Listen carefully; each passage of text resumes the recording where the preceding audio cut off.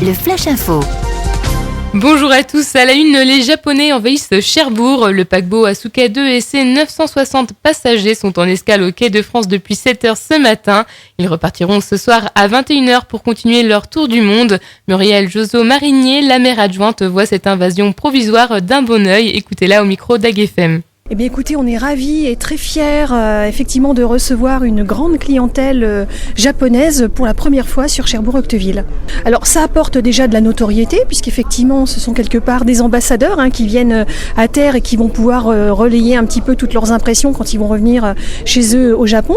Et puis c'est aussi incontestablement un impact socio-économique pour le Nord-Cotentin. Comme la restauration, les commerces, il y a beaucoup d'activités. On a affrété le petit train qui circule tout l'été, donc il est spécialement dédié aujourd'hui pour les croisiéristes. Puis en général, les touristes sont très friands de petits souvenirs à ramener. Vous en avez profité justement pour faire un petit clin d'œil au parapluie de Cherbourg ?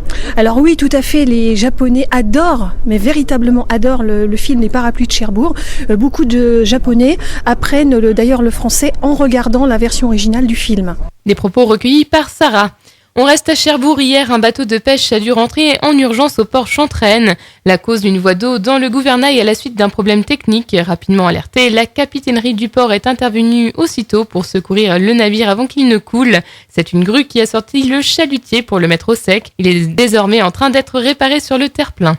8 millions, c'est le nombre de visiteurs attendus en Normandie pour le 70e anniversaire du débarquement. C'est ce qu'a annoncé Kader Arif, le secrétaire d'État chargé des anciens combattants ce matin alors qu'il visitait le site de la cérémonie internationale à Ouistreham.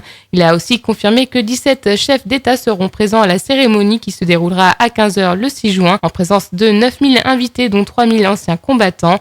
Kader Arif a estimé les retombées économiques de l'événement à 4 milliards d'euros.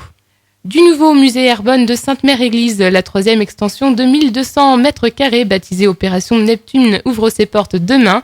Avec ce nouvel espace jalonné d'écrans tactiles, de bandes sonores et de films, les visiteurs vont pouvoir remonter le temps et vivre l'opération Overlord de juin 1944. L'association a investi 5 millions d'euros dans cette réalisation. Elle espère maintenant recueillir 1 300 000 euros pour lancer la construction d'une 4e extension qui accueillera les séminaires, les conférences et les expositions temporaires. Et puis, le 8e hip-hop show bat son plein à Cherbourg. Géraldine Legrand, la responsable du secteur jeune à la maison Léo Lagrange, nous dévoile le programme de cet après-midi et de ce soir. Bonjour Géraldine. Bonjour. Oui, alors effectivement, comme vous le disiez, c'est la 8e édition du hip-hop show.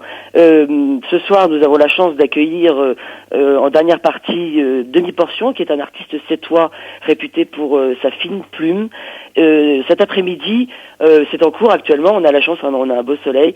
Il y a différents ateliers qui sont déjà en place, danse break, du graphe, du slam. Voilà, c'est un peu pour faire découvrir aux plus jeunes et aux familles l'univers du hip-hop. Et ce soir, un concert peut être réservé à un autre public. C'est à partir de 20h, c'est 5 €, et donc c'est à la Maison pour tous Léo Lagrange, Square du Nivernais à Cherbourg-Octeville.